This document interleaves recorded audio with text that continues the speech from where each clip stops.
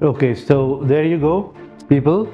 We have the word from the king of stochasticity here. So what I'll do is, instead of trying to answer how this works, I'll rather say what happens when this works. Okay, let me translate it to something, as per my understanding, that is essentially the particular data of a particular company, and then you can have customized results, and you can see actually how these parameters are going to be helpful in particular case. I mean, is that a fair analogy to say? So, it's at the end of the day, it's the belief system for astrology. But in our case, it's a didactic, logic-based system. So I get the hang of the mathematics as well as the underlying analogy. Then now if we shift our focus to specifically the e-waste supply chain ecosystem, it's quite different from general manufacturing SME or any other, say, chemical engineering supply chain.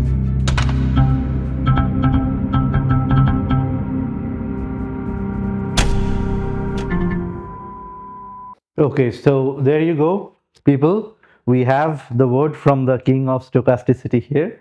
And with that note on stochasticity and the way you have explained how the model works, and then in these days, the term circular economy, or if we go a little bit deeper, circular economy principles, and these academicians as well as the sustainability managers are hell bent on integrating them into the US supply chain or any sort of supply chain to per se. And according to them, that these principles can help in achieving long-term sustainability. Now, the architecture you essentially mentioned contains a few of these principles like recycling rates or reusing and all this stuff.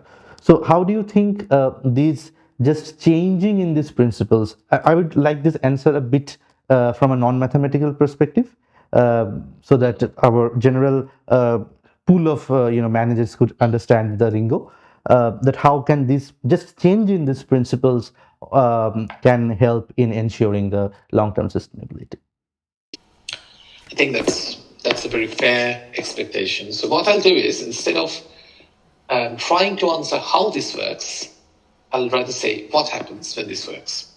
Basically, sort of a rule book that, or a guideline that if you conform to our algorithm or the whatever mathematical infrastructure we have laid out, what you could get is design products with recycling in mind that can facilitate material recovery, because that's what you want. So that's part of the circular economy chain. That part is addressed directly within the circular economy structure.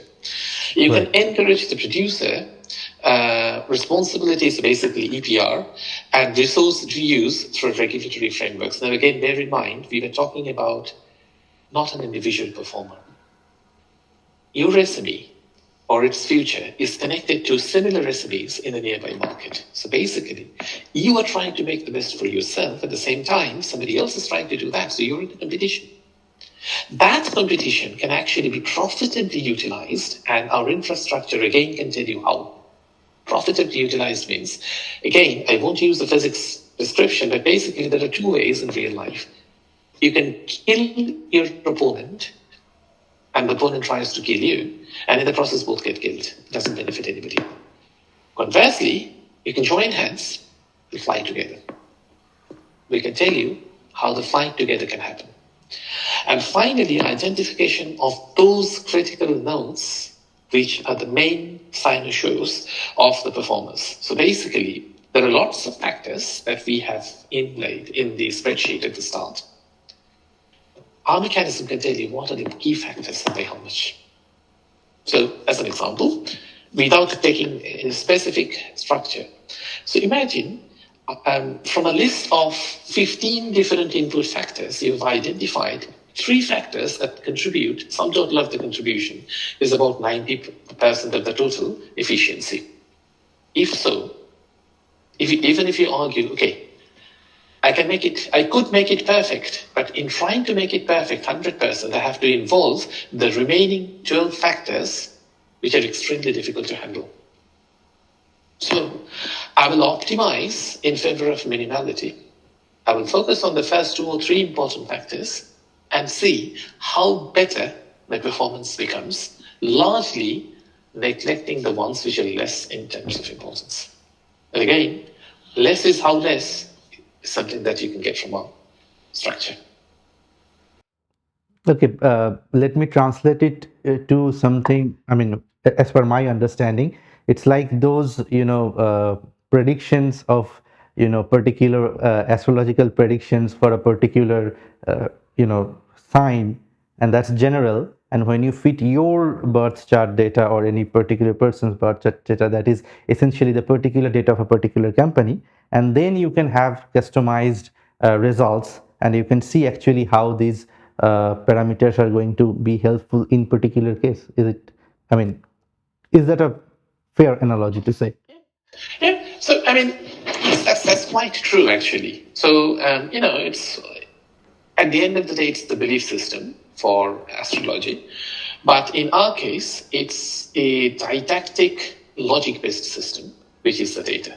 So the data is not something engineered by me, not something engineered by somebody else. It's the data that you, as a company owner, have obtained. Now, you have thrown that data box at me and you have said, okay, here is the data, here are the variables, parameters, etc., that we know of. What sense can you make out of that? That's what we can do here. Yes, so it's predictive logistics based on available information, and generally that information is largely data. All right.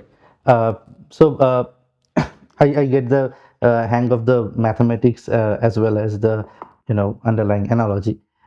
Then now if we shift our focus to specifically the e-waste supply chain ecosystem, it's quite different from general manufacturing SME or any other say chemical engineering supply chain.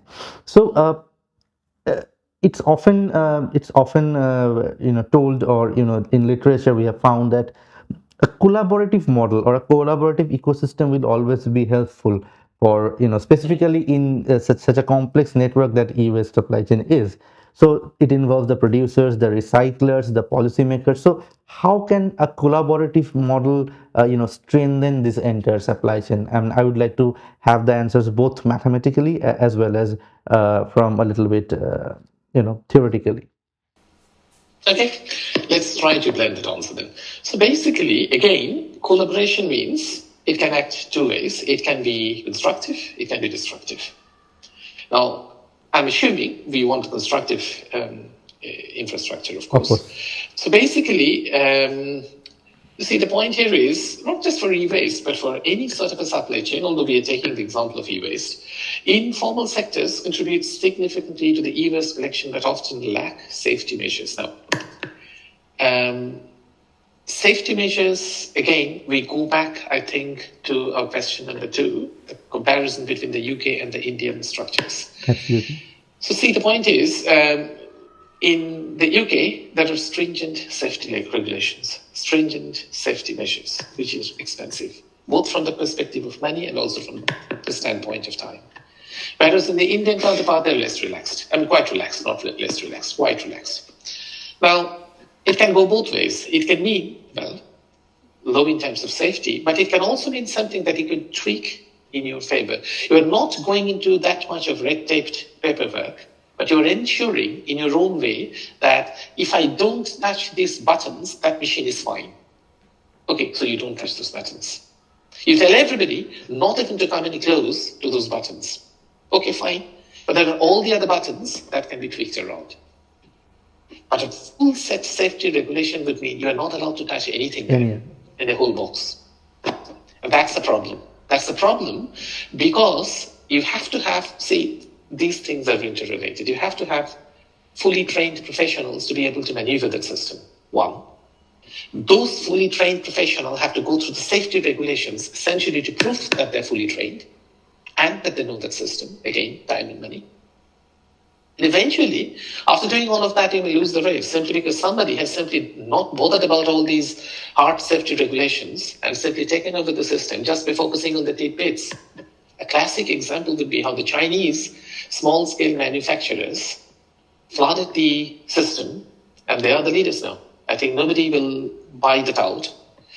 It's simply because they have focused on the small blocks. So each company is just focusing on their little unit, and there's somebody outside who is integrating all these small blocks together to make the big chain. So that's another architecture, that's another design.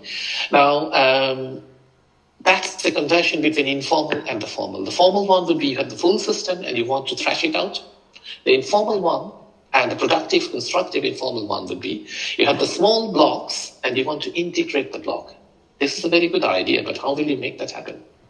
Making that happen is something that needs an understanding of how the little blocks are interconnected. That interconnection, again, is something that I try to outline under the brand of sustainability kinetics. Again, we go back to where we started from. That's why we designed that architecture. That's why we believe that we can integrate the small blocks to get the big picture. But of course, if you want to have the full picture right from the start, you can do that. It's your choice. So it's basically the choice of you as the leader, you as the owner, which is paramount in the system. But it leaves space for maneuvers. It leaves space for innovation. And that's very important because I think there's one thing that's lacking in the whole process, largely in the industrial landscape. And I'm the first person to put my hands up. I'm not an industrial specialist, but I think what's lacking is innovation. And whoever has or have innovated, those are the people who have shot up the competitions and they have prevailed. I gave the example of China. I think that's a perfect example of that. Because their small block integration scheme was their own to start with. Now, the others are trying to catch up. But when they did, everybody else ridiculed that system and they perfected the art. Right. So, in let me get this. Let me explain it this way. Just correct me if I'm wrong. So, what I feel is that if I just take the learnings from the Indian scenario and the UK scenario, or say the European scenario. So here we have less stringent rules or quite lenient rules, and we have on the other hand very very stringent rules.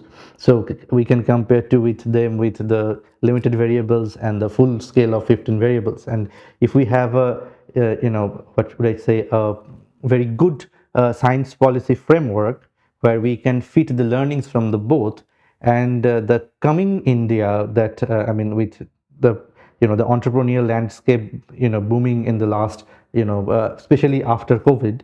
And if these sort of learnings are integrated with the identification of, mathematically speaking, of those nodes where we can work on, which will contribute to my say 70% or 80% of my proliferation, and utilizing those, not going full scale like the European sector, or also not going 100% lenient like the previous cases. And that can lead up to something more sustainable, perhaps initially in terms of economics, but in the long run, maybe as an overall sustainability thing. Is it so? Quite. There's one point here that I would like to add, which is each has its own merit.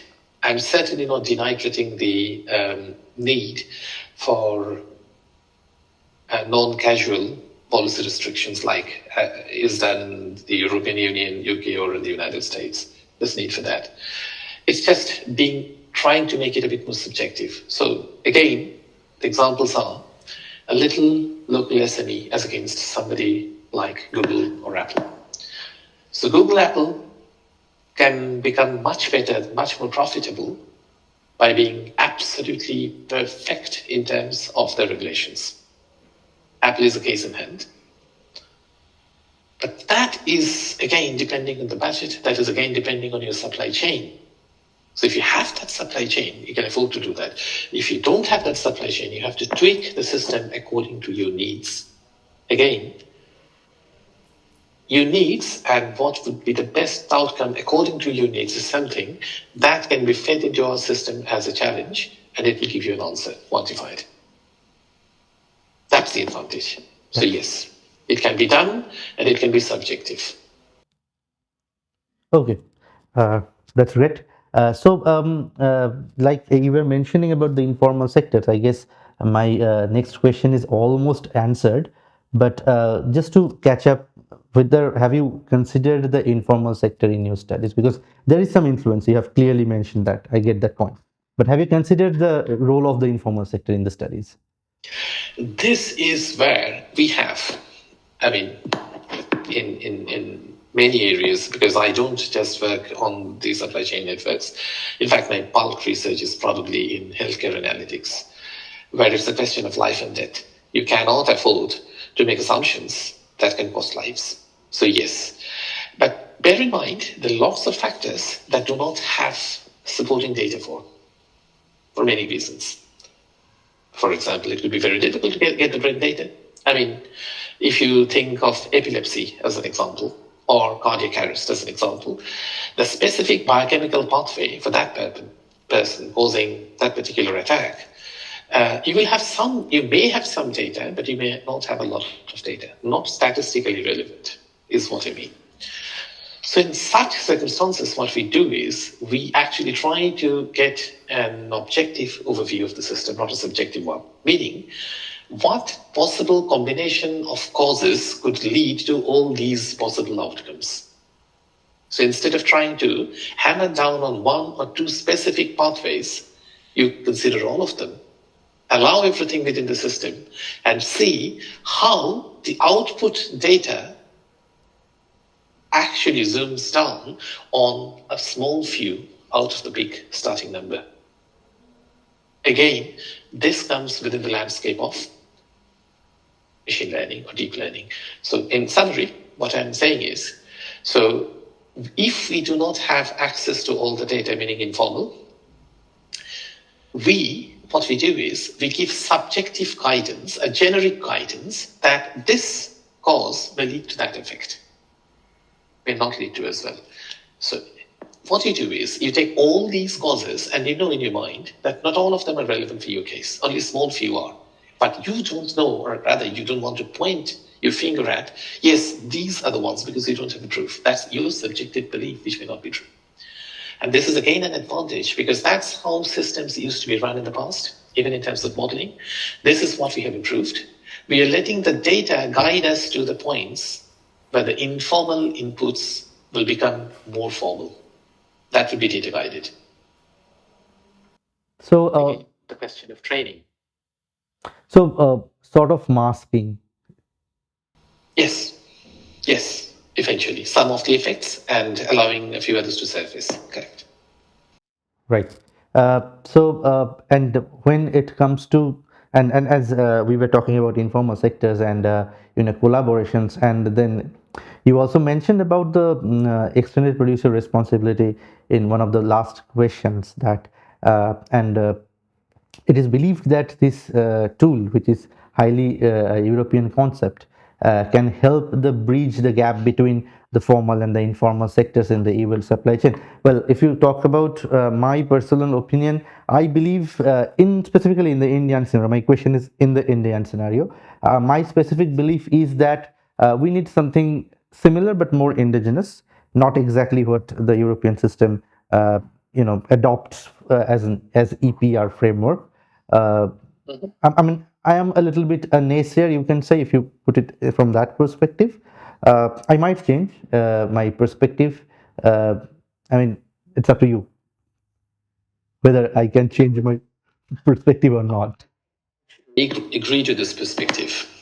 See, everything has to be tuned according to your own needs. What is true, and this is why we started the discussion today, what is true in the European landscape is not true in the American landscape because the constraints are different. And they're certainly not true in the Indian context at all because the conditions are dramatically different. So it's like, I'll take a slightly different example. It's like trying to impose and I will not give more examples than that. I'll just touch base on this. It's like inflicting my version of democracy to the rest of the world. That doesn't work. Because what I think as democracy or democratic might not be reverberating across the other side. So they may not agree to my version of democracy. Or put differently, their version of democracy might be completely different. What they think is democracy and what I think is democracy might be different. And this is where I think we're talking again, coming back to the question of EPR implemented. So what is EPR? I mean, put very simply, without going into the jargon part of that, how do you energy optimize your system still to remain at profit?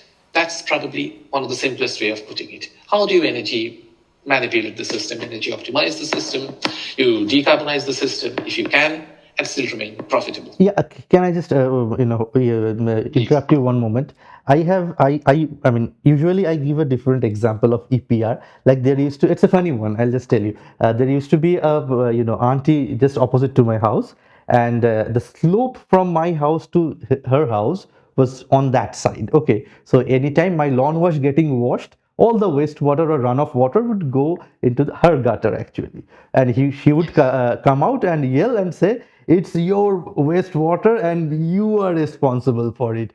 Why it's coming to my gutter? Well, it's very insane to hear, but actually I think the idea of EPR, like the producer, it's the responsibility is extended to the producer. So the wastewater, it's my wastewater, I'm responsible for it. So I think usually I give this example. Now if that notion is applied to the e-waste supply chain, and to the formal recyclers, I understand there's some company, say this mobile phone manufacturer will hire someone, some particular company or even my company, to collect their waste and give it back to them. So that's one way at looking at EPR. But when it's come to informal sector, so they are like the free willies. I mean, you cannot just control them. They are their own kingdom. I mean, they have their own kingdom. So how essentially this going? I mean, something that is very, very, legitimate, something that is very, very logical, can bring these free willies into one under one umbrella. I think that's a very, very good point. So you see, the point is, well, the first thing to remember in this particular question is there a legal framework, binding legal framework for them to obey a certain few regulations? I'm assuming yes. And of course, that legal framework may change in the country. Still, given that, there is some legal framework that they still have to obey. Based on the premise, when we bring all these people within this legal framework, one thing, again, I think this is the lingua franca of any business person, is that economically profitable? I think that's the first question that we want to know for. You can talk about decarbonization, you can talk about waste removal, you can talk about waste management, you can talk about all these nice things for the future world, while few of them, not all I guess, but while few of them will potentially agree with you it's a bit of a platonic love. They will probably agree with you philosophically, but they will not agree with you in reality. So they may not exercise that what they fundamentally or philosophically believe in. And they're restricted. They're not at fault there. They're restricted because even if they want to do it, they can't do it. Because that, if they do it, they're worried, they're concerned that the companies might go bust. So they can't do this. So then what happens? What do they do?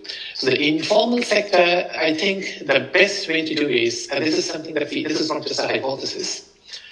I was part of 3 big enterprises in the UK actually. They are called ERDF. There were 3 European Regional Development Funds, and 2 of them, they're called PEAS and UKSPF, property funds basically. Big funds, huge funds. Basically, we were working with around 1,500 different SMEs. And a good number of them, I would say the biggest bulk of them, were on the bottom line profit margin. So basically, they couldn't afford to invest a lot on energy containing. So what they had to be convinced, and this was our job, not just verbal convincing, to prove that there is a way to still make profit while being less adventurous on the side of carbon consumption. This is where educated learning can be massively useful. And this is where people like us, for example, I guess we need to work together with the industry, not just preach them, work together with them. And that's a very important thing. Because my understanding, and I will be a bit brush here, with regard to what little I have seen in the Indian context in terms of these things, it becomes a bit more of preaching from a high altar. So here is the priest with the magnificent subject knowledge or so, believing in a certain few doctrines, or rather, according to them, proving those, but at the end of the day, they will expect others to follow them without essentially looking at the other end of the spectrum, the more pragmatic end of the spectrum, which is if they follow you, will these companies survive? If not, they won't follow you because they can't. So, in other words, you need to come down from your pulpit and start working together with them and see if your preaching, or if your sermons actually can find into a logistic structure and with a productive output. That's the way I see it. Okay, I got it. Uh, in your words, so it's not just I understand it's a very two-way process. It's not just like me as an academician, or you as an academician, or just an industry person coming to knocking the doors and getting something done. So it's like both of the parties have to get their hands dirty, and Yep. to make things work. And at least specifically in the Indian scenario, where it's very very hard to get an industry collaborative partner until and unless it's a big MNC or something like that, and specifically with the SMEs. So it was very hard for me as well to get those data. Either way, now coming back to the mathematical part, that the model that you were talking about. But so does that address policy resurrections?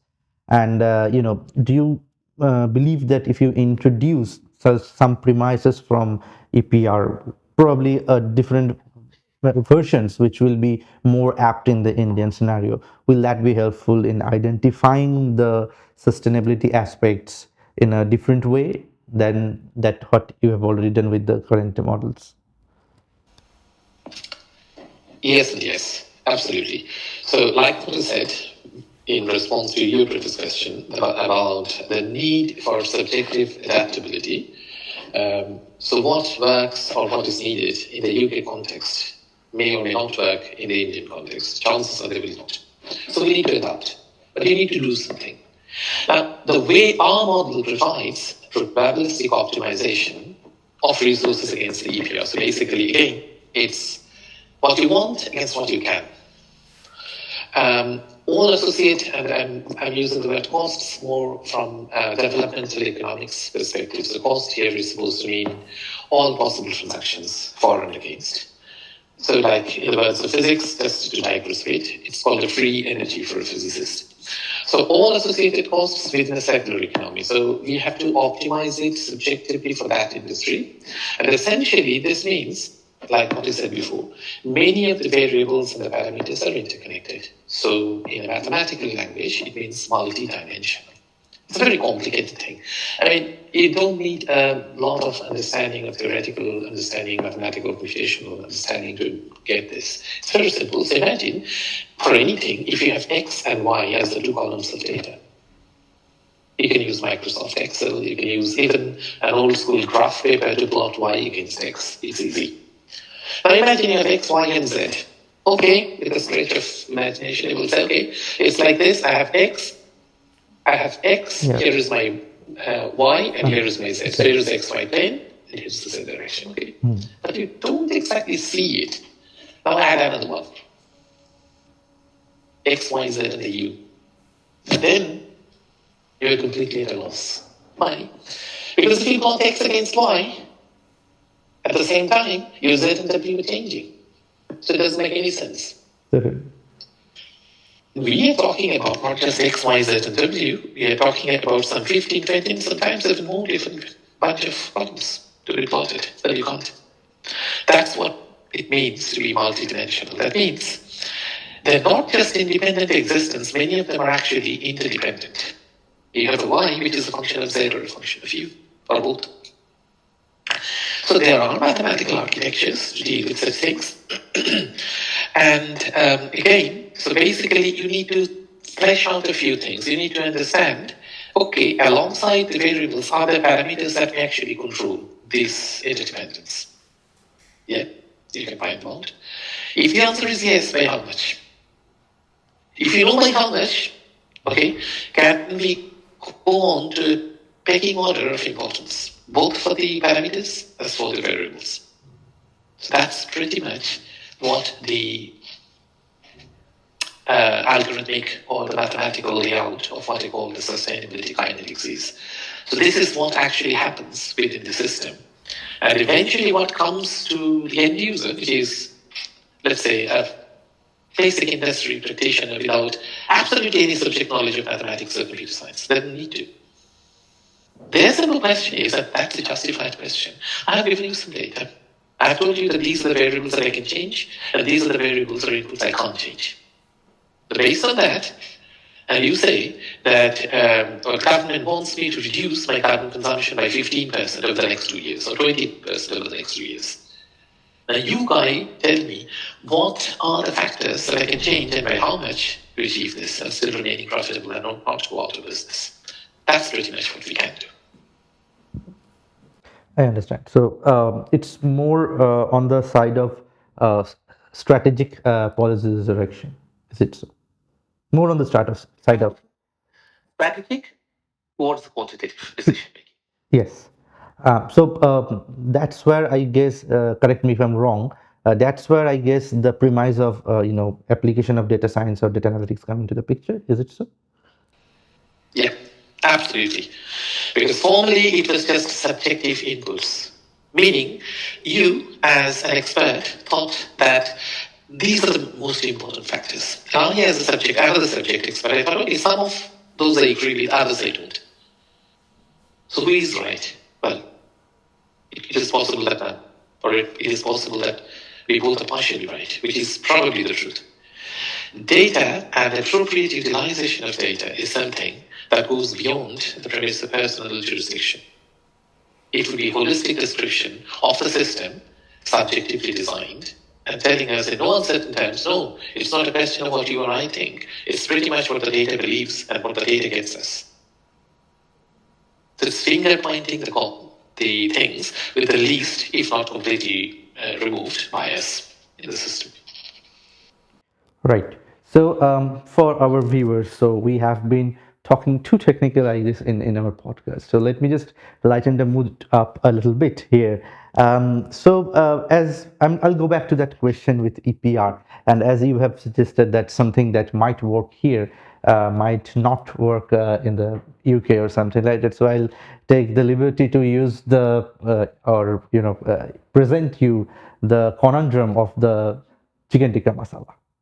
So if I just make authentic chicken tikka masala, and I'm quite sure that if I present it to even say the King Gordon Ramsay, he will even need some sort of yogurt to cool it down.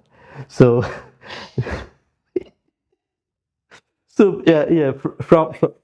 from that note, my next question is that now while we can look at tweaking the chicken tikka masala in terms of the how Gordon would love it, or in other words, if we want to bring fish and chips to our Patiala style, then according to you, what should be the policy changes, or rather, I would say, what would be the changes that you would suggest, which will be critical in making the e-waste supply chain more dynamic and sustainable in the Indian scenario? Okay, good question. The question is quite well linked to things that we have discussed.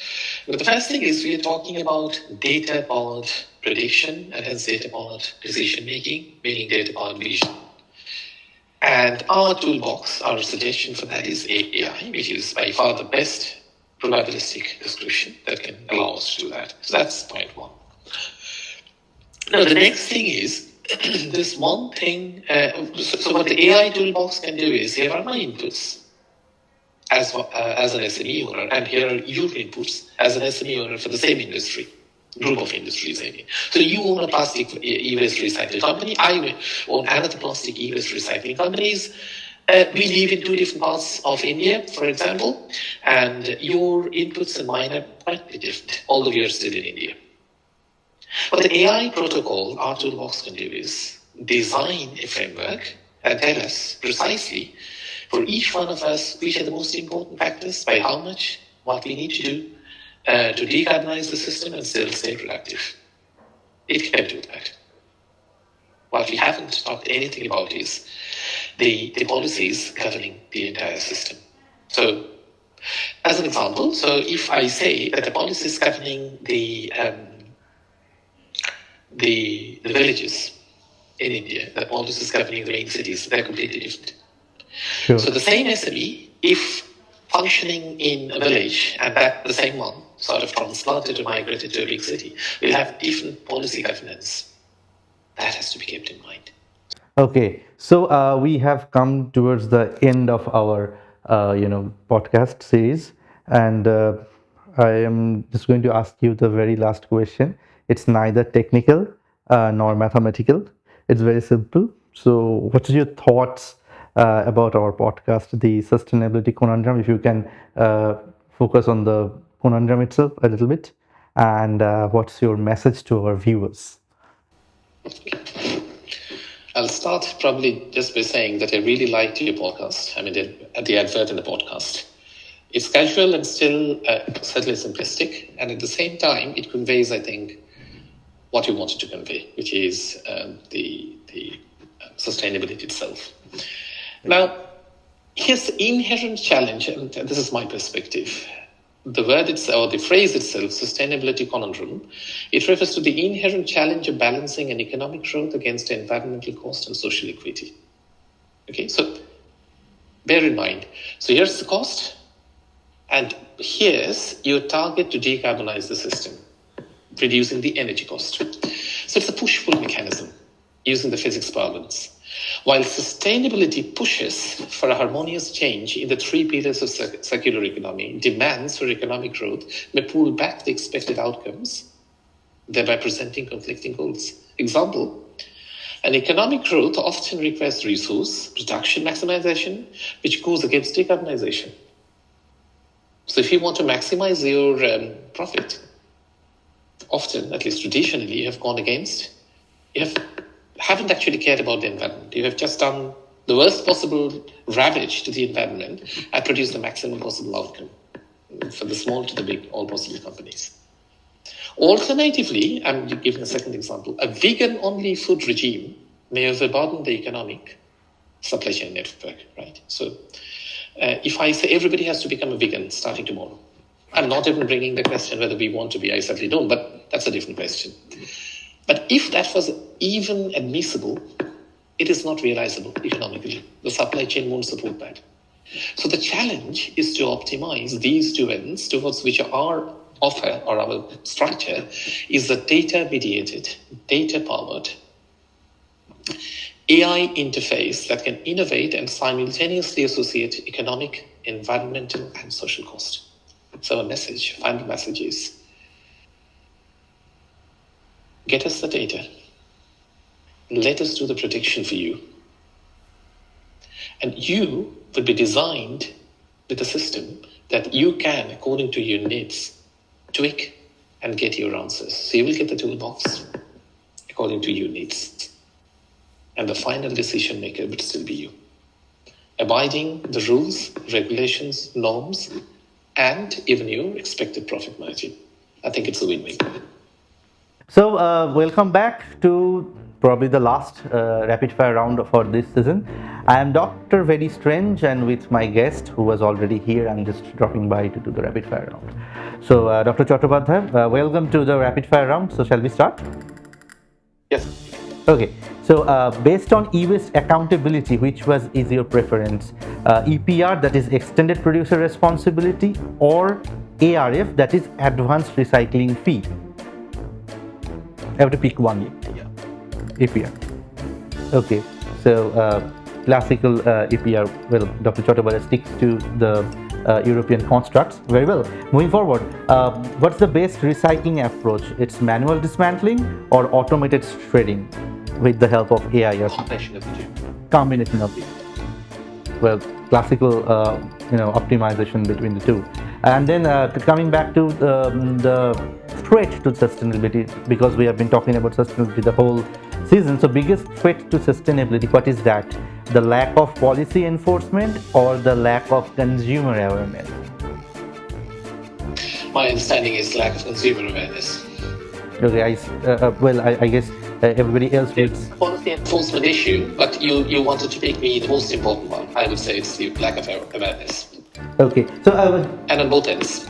Okay, so just my colleague who was interviewing you in the previous sessions, so he used to ask one question to all the guests, that if someday he starts a rally blocking the roads in for of sustainability and raising awareness, whether would they walk with him or not. So what's your stand on that? Would you do something like that for an awareness session?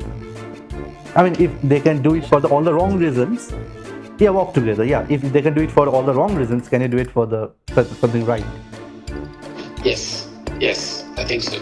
Moving on, more challenging to manage, plastic waste or e-waste? And they're interconnected. I would say e-waste for the simple reason that I will assume plastic waste as a part of e-waste, and hence I would go into the mother rather than the daughter, e-waste. All right. Then what's a better tool for e-waste management to you?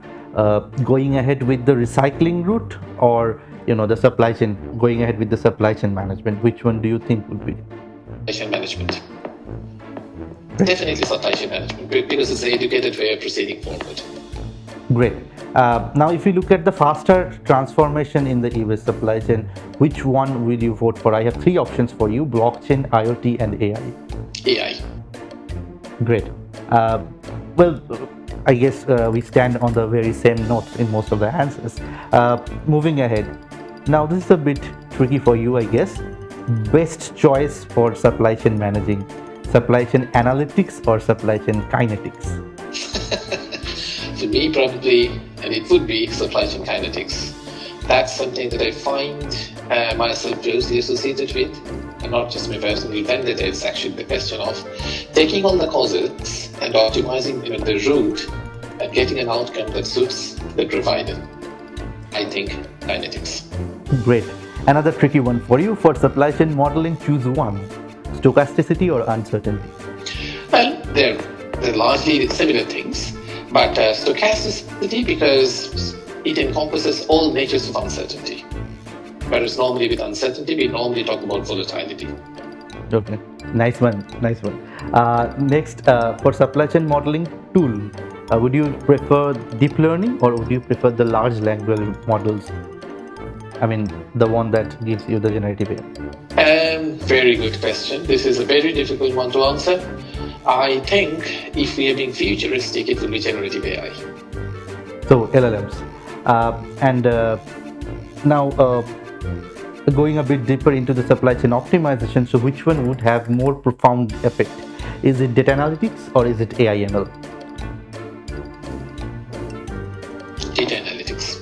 Data. Because it combines AI ML together with conventional statistics. And the last one, future game changer for e-waste management. Is it AI powered sorting or decentralized recycling hubs?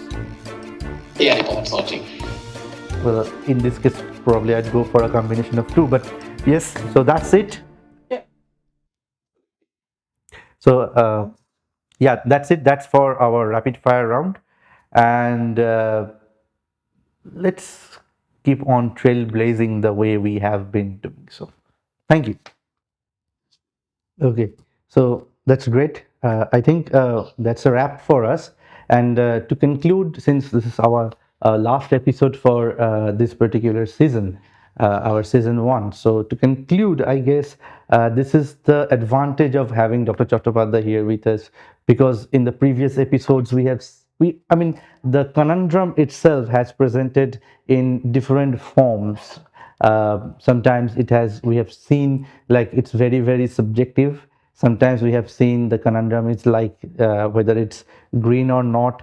And even one of our guests has mentioned that there is no conundrum at all. Like, for example, he gave biodegradable plastics and the other recyclable plastics. So both of them are scams. So and so we found different forms of the conundrum, and it culminates to something that's deeply rooted to the definition that Brundtland gave of the three. I mean, following the three pillars of sustainability, and how Dr. Chattopadhyay has described that how to achieve sustainability, and mathematically where the conundrum lies. I think I mean, that's the kind of benefit we get of having a renowned physicist who is working in the world of stochasticity, which is our system is. With further going into the technicalities, or before your brains burst out, I'd just say goodbye. Keep the sustainability alive in you. Don't forget to like, share, and subscribe.